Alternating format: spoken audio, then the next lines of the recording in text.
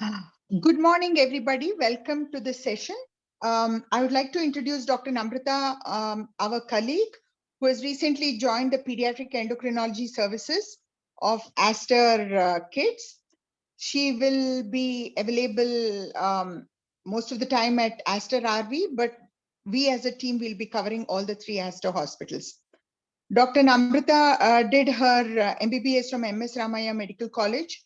She is a merited student, and then she went on to do her MD Pediatrics in Goa Government College, after which she did her Pediatric Endocrinology Fellowship at Indira Gandhi Institute of Child Health under Dr. Raghupati.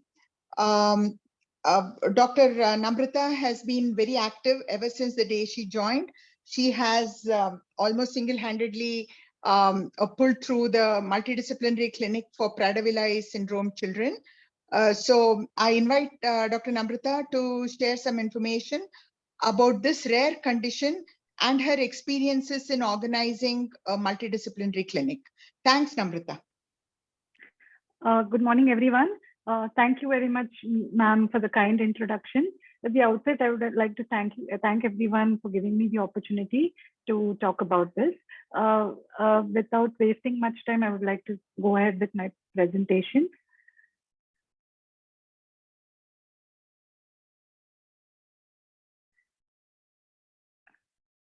Are my slides visible?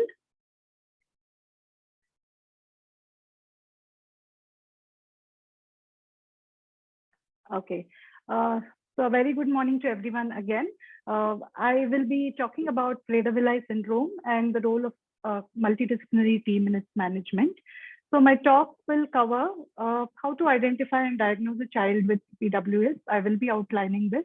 I will list the problems in PWS and the role of each specialist in the management. A note on how should an ideal multidisciplinary clinic function, and a table on recent advances in the treatment of PWS. So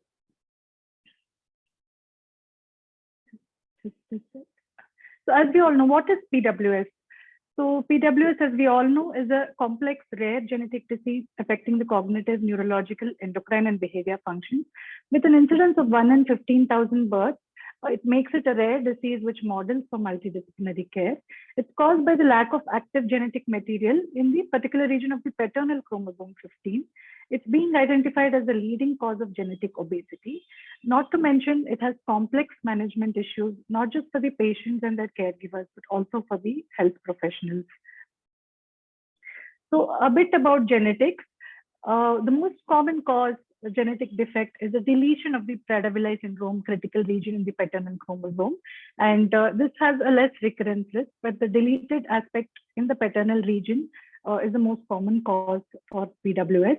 The second most common cause is a non-disjunction during meiotic division, because of which the child inherits both copies of chromosome 15 from the mother instead of the father. Thereby, the PWS critical region gene is missing. So depending upon the type of uniparental disomy and whether there is a translocation in the parents or not, the recurrence risk may vary. The least common cause is an imprinting defect. Normally, the chromosome 15 is maternally imprinted or silenced. So instead of that, if there's an imprinting defect in which the paternal genes are imprinted, that can also give rise to the phenotype of PWS. This is the least common of the subtypes, but it has a very high recurrence risk, almost close to 50%. Moving on, the clinical features are broad, they varied, and they evolve over time. It starts right from the antenatal period and going on till adulthood. So we need to have a broad idea as to at what age, what clinical features should be looked out and which are specific for PWS. So in the early neonatal period, it's usually severe neonatal hypotonia that often improves with age. These babies often have poor neonatal suck and swallow, problems in infancy, and on close evaluation, hypogonadism is also evident, which could be in the form of cryptorchidism or total hypoplasia in male babies, or hypoplastic labia minora and clitoris in female babies. As they grow older, short stature, failure to thrive in infancy, which gradually progresses to the stage of hyperphagia after the age of 2 to 3 years, along with a global developmental delay take precedence. As the child grows older, more and more manifestations with a background history of hypotonia and feeding difficulties in the neonatal period, behavior problems, learning difficulties, and hypogonadotropic hypogonadism. These are the manifestations that are often seen in older children who present to us with PWS. So although there is well laid out clinical diagnostic criteria, with the advent of genetic testing, it's considered as the gold standard to diagnose PWS. So some of the features that should prompt for genetic testing in the neonatal period are any infant born with severe neonatal hypotonia with poor suck feeding difficulty and evident hypogonadism should be screened for PWS. As they grow older, children presenting with short stature or growth failure with accelerated weight gain with developmental delay and a history of hypotonia should be screened for. This applies for children up to 12 years of age.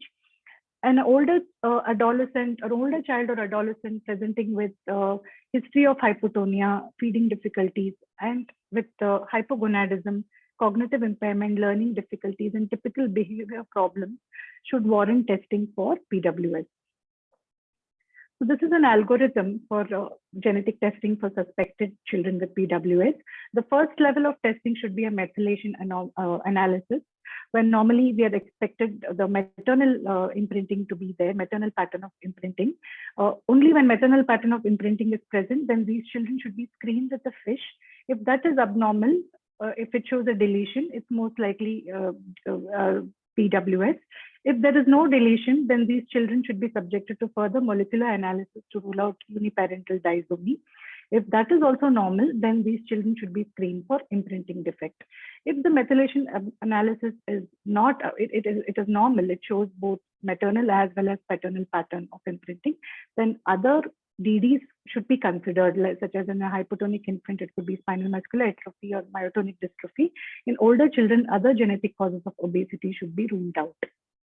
Moving on to the problems in PWS. Nutritional problems are very closely studied in PWS and characteristic phases have been described.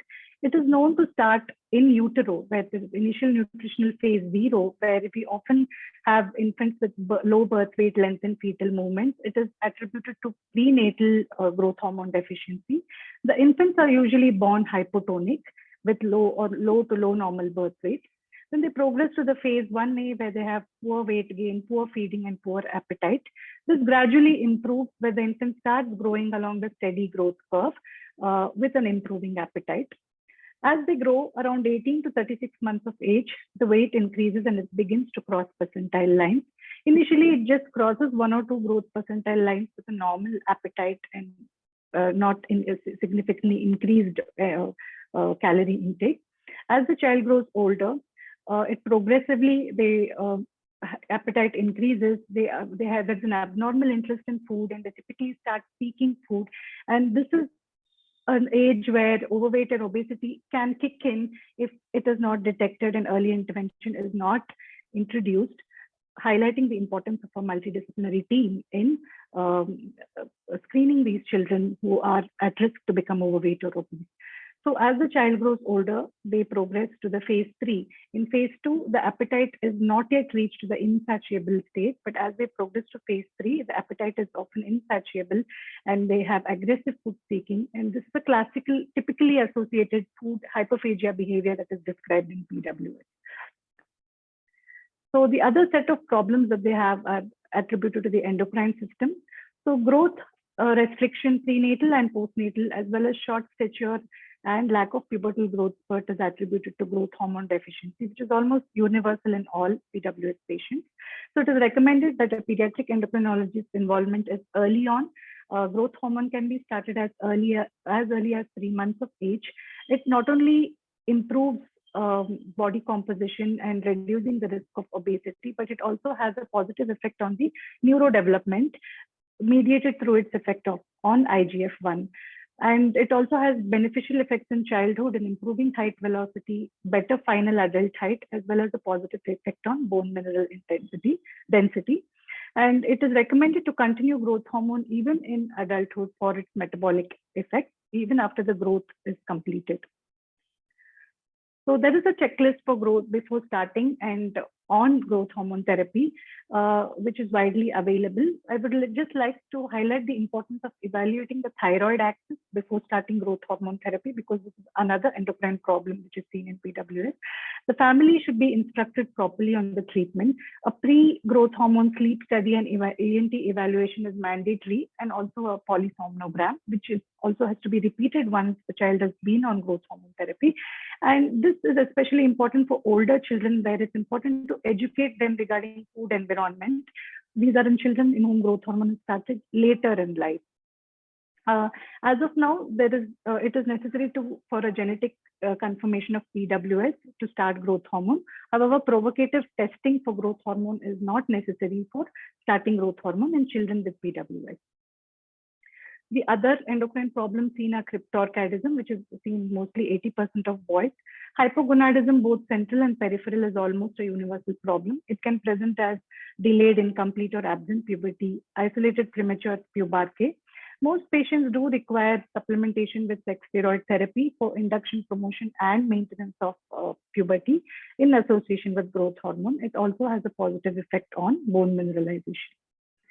So hypothyroidism is usually central, and it may not be apparent initially, so it requires yearly surveillance and evaluation.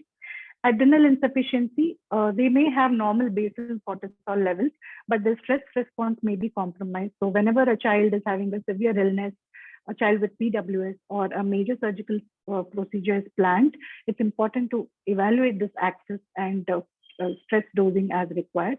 Another unique feature of PWS patients is thirst and temperature instability. So they may not be able to mount a febrile response to a bacterial or viral infection.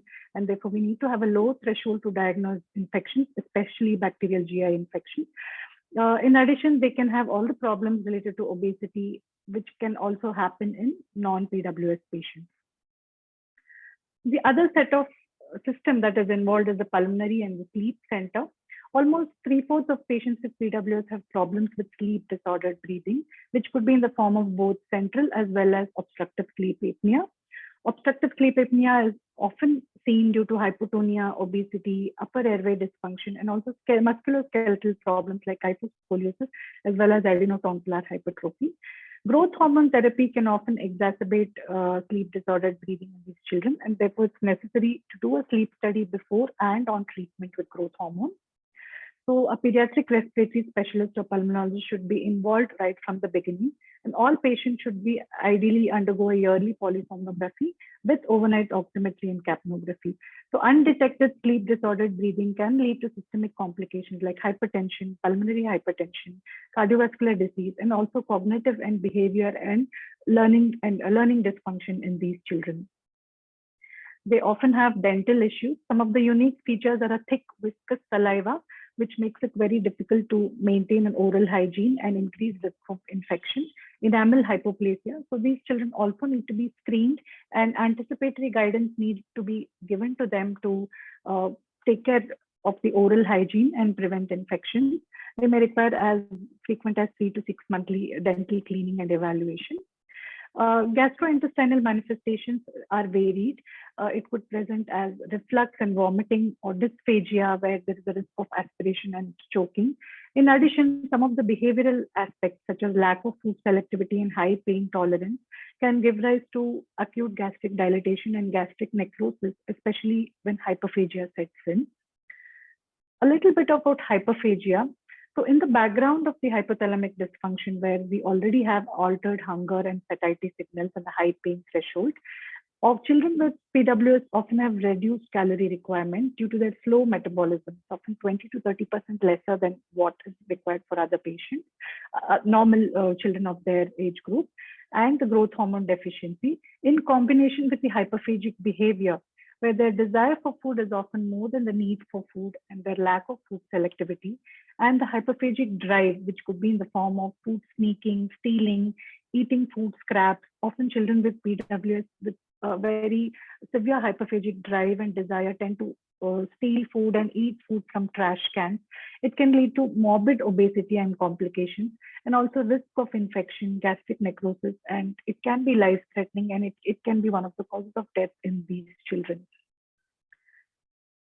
So hypophagia management has to start from the beginning. Anticipatory guidance has to be given to parents as early as during infancy to watch out for the behavior and intervene at the phase 2, where the child is showing improving appetite but not yet progressing to obesity. The families and the children often require psychological support. Early dietitian referral with a calorie controlled diet, encouraged water intake as the thirst center is impaired. Children with PWS do not have a liking to drink water on its own, so it's recommended to use infused water with herbs or with fruits and greens. And there should be early restriction to the access of food and money. Food secure environment, the patient and their family have to be educated about this. In addition, a customized and a formal exercise plan should be in place for each of these children. There are a lot of drugs in the pipeline to help hyperphagia and obesity, as well as vagus nerve stimulation.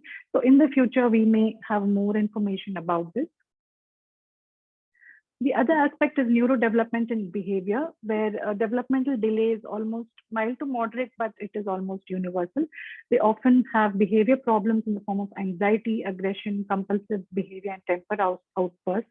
Children often have transitioning difficulties, skin picking, rectal picking, and perseverant speech. So it's necessary that they have periodic assessments by specialists to address these issues. And early on and ongoing assessment is necessary, because these children probably might benefit from sending them to special schools or having individual education plans. So many of their behavior problems can actually be tackled if they have a proper education plan, instead of sending them to a regular school or where they may not be able to handle their temper. In addition, some of these children can also have psychiatric issues which may require medication. So inputs of a pediatric psychiatrist is also very valuable. The other problems that are commonly seen are orthopedics, scoliosis, and kyphosis, commonly due to hypotonia. They also have flat feet as well as hip dysplasia.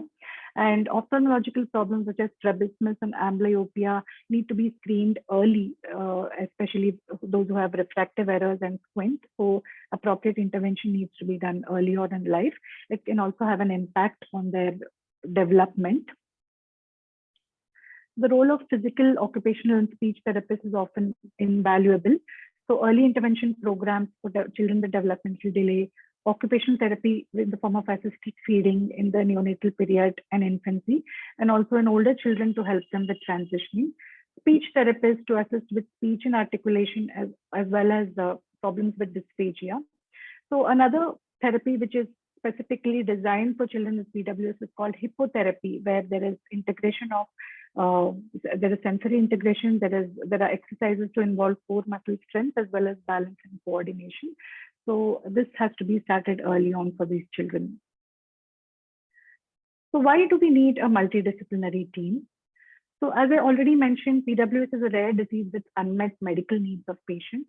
So it is recommended that there is a geneticist, endocrinologist, neurobehavior specialist, nutritionist, gastroenterologist, pulmonologist, a patient coordinator, and also a leader or director with expertise in PWS with high standards of care.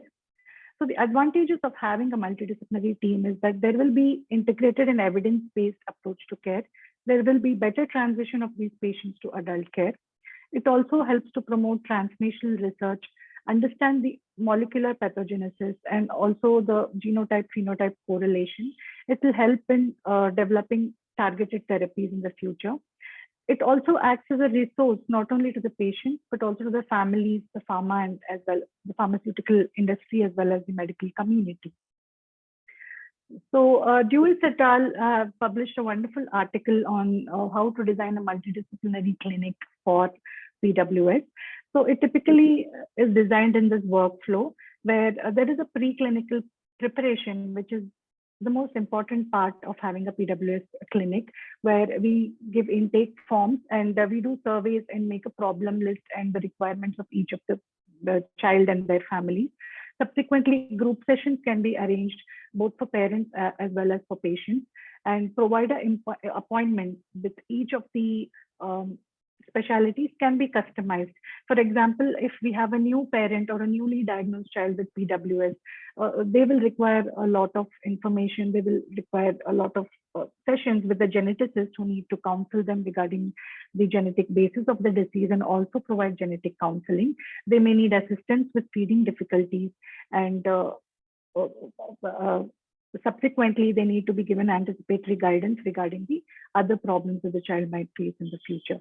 So this way, based on their age group and the problem list, the appointments can be customized in such a way that they will get to interact with each of the specialists for the selected amount of time, and it'll just not be like a mass screening camp where everybody goes to all the specialists, but there is no formal plan that is being made. So the workflow has to be planned accordingly.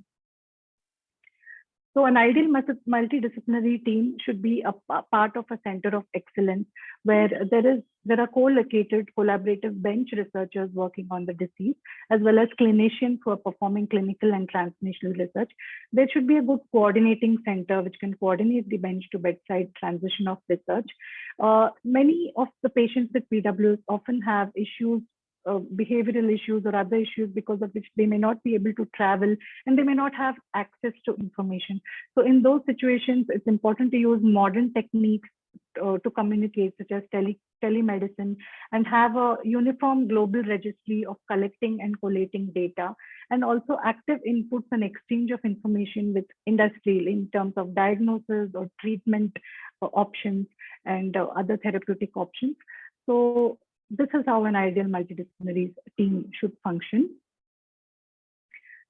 Just like to share a few points from our experience, which was the pilot project. We conducted a multidisciplinary clinic for 13 children with PWS at our center as part of the PWS Awareness Month. And it was initiated by a very enthusiastic parent of one of our children with PWS. So we prepared patient intake forms using Google Forms, and we listed out the problems and asked them to fill it in. So we identified that most of these children had a lot of endocrine problems. They also had, majority of them had developmental delay, behavioral problems such as hyperphagia, skin picking, and temper outbursts. And almost everybody also had sleep-related disordered breathing. Most of these patients were already taking treatment at other centers, and some of them even at our centers with other specialists, just that their care was not coordinated. They had to go on different days to meet different specialists, and there was no communication between the specialists in an organized manner. So we put together a team involving ourselves, the pulmonologist, pediatric psychiatrist, very enthusiastic team from child psychologist, physiotherapist, orthopedician, ophthalmologist, dentist, and our nutritionist. So we created a patient workflow for each patient such that we had allotted them designated time slots. We also interacted with all the specialists regarding specific aspects of PWS, and we helped them to make customized proformas. We offered the hyperphagia questionnaire and child behavior checklist to all children above 5 years of age to screen for hyperphagia. All the patients were also screened with radiographs for hip dysplasia and scoliosis. So at the end of the clinic, all the inputs of all the specialists were collated and a composite plan was made for each patient. And we also provided some handouts containing information on common problems in PWS and some resource links for them to access. When at the end of the clinic, the initiative was very well received by families who expressed their desire to have it more frequently. The parents and children got to interact with other families, and also a team of specialists were doing this, something like this for the first time, and they were very happy to learn about PWS as such. Some of the deficiencies that we noted and we hope to improve upon in our future ventures are improvising on our intake form and evaluation proformas. They need to be more comprehensive and more in line and in standards with the global registry. We did not factor in some unavoidable delays and technical glitches which we should have done, and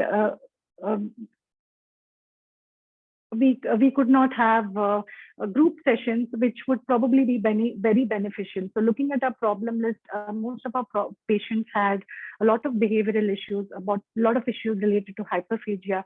So age delimited group session involving all the patients as well as parents could have been more useful, and we did fall short in efficient time management, but this was a wonderful lesson indeed for us to learn, and learning from our mistakes and our lessons, we would only want to improvise and make these clinics more often, conduct these clinics more often in the future in an organized way.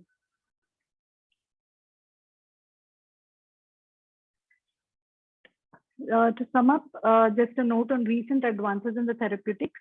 So gene therapy has been in the process for quite some time across the globe. So gene activation by small molecules, CRISPR-based activation, they are targeted to activate genes on the maternal chromosome 15, which are silenced. Drugs such as oxytocin analog and diazoxide have completed phase 3 trials in regulating hypoplasia and obesity. Cannabidiol is underway in phase 2 trials, which may regulate appetite and behavior. GLP receptor agonists have already been FDA approved, and they are being used in some patients where they have a role in suppressing the appetite and even improve glucose metabolism. So the latest in line is a therapeutic device called vagus nerve stimulation, where a battery-operated device is usually placed in the external auditory canal, and it is recommended to keep the device for 4 to 5 hours in a day. And initially, it was started off as an initiative to treat hyperphagia, but a short cohort, a short sample of patients in whom it has been done, the results show that it does not have any direct effect on hyperphagia, but however, indirectly it helps in modulating the behavior through sustained use, and the onset of its effect takes about 6 months. So this is showing some promising hope in this area. So these are my references, and I would like to thank everybody who were a part of our multidisciplinary team at Aster Hospitals. Thank you. I hope my talk was informative, and would be happy to take any questions. And if you would like to reach out to us, or if you have any suggestions or would like to collaborate with us in future to conduct these clinics, please reach out to us at this address. Thank you.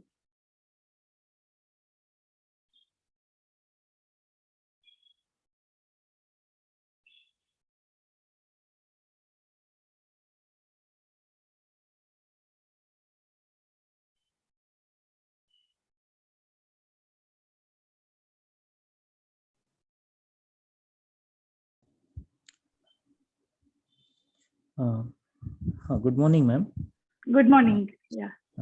I'm Dr. Aniket from Kolhapur. Yeah. So I just wanted to ask you about this sleep disorders in PWS, and what is the how do you approach that, and what is the therapeutic interventions which is offered to them? Okay, so children with PWS often have both central sleep apnea as well as obstructive sleep apnea. So most of our patients were started off on growth hormone, like whoever came to us right from the beginning, we started off on growth hormone right from the beginning. So we do have a pre-evaluation sleep study for them.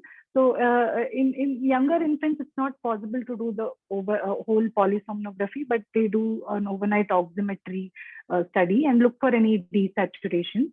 And depending upon that, the pulmonologist is involved, and they recommend BiPAP or oxygen therapy for these children.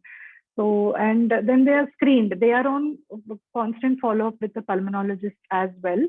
And in older children, they may have tonsillar and adenoid issues. So an appropriate ENT referral is needed.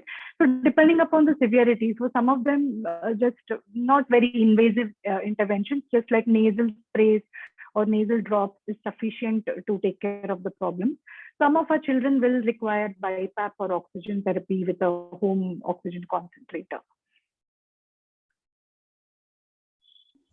Okay, thank you. And on growth hormone therapy, how frequently you will repeat sleep? It is recommended that we have a pre-evaluation polysomnogram, and if there are any issues, they need to be addressed, like any intervention to be made. And subsequently, after 8 to 12 weeks of starting therapy, that is what is recommended. And thereafter, at least once a year till they are on growth hormone therapy. Aniket, I mean, Namratha, can I just add a point here? Yes, ma'am. Yeah, sure. Yeah. To answer Aniket's question, it's said that, and we have also seen in our cohort that children, very young children, say less than 2 or 3 years of age, are prone to central apneas. Whereas as they grow older, it shifts to obstructive sleep apnea. In fact, in infancy, we have the greatest challenges in airways because of hypotonia. They tend to have refluxes. So we do a video fluoroscopic evaluation of swallowing as well. And we need to thicken feeds and implement certain things to prevent aspiration. So yeah, the challenges of the airway in a young, in an infant is a little different from that of an older child with PWS. But we have a pulmonology, pediatric pulmonology team support, so we are able to kind of survive it. Okay, ma'am. Thank you. Thank you.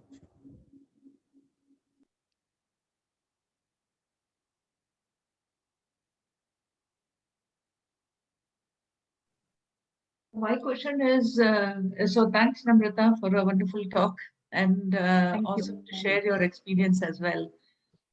So my question to both of you, to Dr. Kavita and you, is how, how do we make sure that we reach out to people? What do you want us pediatricians to do? Because I don't think many of us know that there is a need for all these multidisciplinary specialists. So how do we go about in the future to get the referrals? Yes, that's a very good question. In fact, we need to sensitize not just pediatricians and even obstetricians and gynecologists to screen for PWS, to have PWS in mind, especially in antenatally when there is decreased fetal movements and IUGR or low growth velocity in the antenatal period. And infants who are born floppy or hypotonic or limp, they need to be carefully evaluated if they look for any phenotypic features of PWS, and many of them may not be apparent at birth. So hypotonia with feeding difficulty is almost universal in children with PWS. So they need to be screened for PWS, and genetic testing is easily available. And in older children, as I highlighted a table, so anybody with developmental delay who had history of hypotonia and hypophagia, so they need to be considered in the DDs. They should at least be referred to a pediatric endocrinologist or anybody who has obesity, even if it's exogenous, it's fine. So they need to be referred to a pediatric endocrinologist so that we can do the needful. We understand that in a pediatric busy practice, it may not be able to pick up all the symptoms and signs. And anybody with morbid obesity, especially with hypogonadism, delayed puberty, and behavioral issues, syndromic features, they should also be referred to us. So the awareness has to be created, and the earlier the diagnosis is better, because we have so many interventions now in the form of growth hormone and a multidisciplinary team, which can greatly impact their quality of life. So we have so many associations abroad who are doing this, and our goal is to set a standard to something like that, where we can improve on the quality of life of these children and their families with PWS. And I would like to acknowledge that we have a very active patient group in India as such. In fact, this whole idea was initiated by a child's father with PWS. So we can involve them, and they will help us to spread awareness to other people as well. Ma'am, Dr. Kavita, would you like to add anything?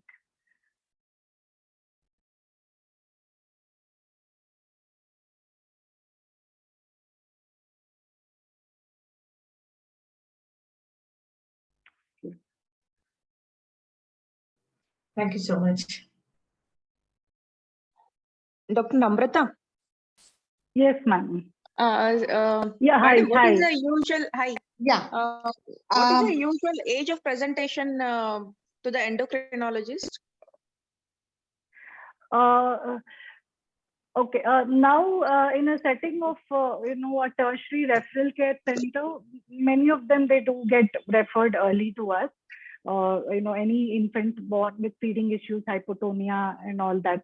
No, most of the Otherwise, they it's will just usually get when there's referred to initially, like neurology, and then it could be a subset of these patients do have neurological issues like seizures and all that. So they could be seen by a neurologist first, or they could be evaluated for developmental delay first. And then when the hyperphagia and obesity sets in, that could be the time they get referred to us. But short stature is not a common reason to refer these children with PWS. It's usually the obesity and hyperphagia, and that kicks in. That's the time they get worried and they get referred to us. See, can I add one thing, Namratha? Yes, early diagnosis can make a lot of difference for the child, because growth hormone is one medicine that has been shown to alter the natural history of the disease. It improves cognition, it improves muscle tone, it makes it's a path-changing treatment in children with Prader-Willi syndrome. Unlike in other causes of short stature, where it's used, growth hormone is used in the treatment of short stature, but in Prader-Willi syndrome, it has benefits far, far beyond height itself. But the thing is, it should be started as early as 3 months of age, and hence pediatrician need to think of Prader-Willi syndrome in any hypotonic child, in a child who has a lot of feeding difficulties and who is failing to thrive. So that, in fact, it's quite heartening that we have about 2 or 3 children who have been picked up very early, who come to our clinic regularly. And within a month of starting growth hormone, I mean, we are in the process of collecting all the data and putting it together. But within a month of starting growth hormone, they have been able to go off their CPAP. Their feeding has improved, and the activity has improved. So it is a drug, it is a medicine that will change the natural history of this, probably a very terrible problem for parents to handle. So early starting of growth hormone is very important, and so early diagnosis. Thank you.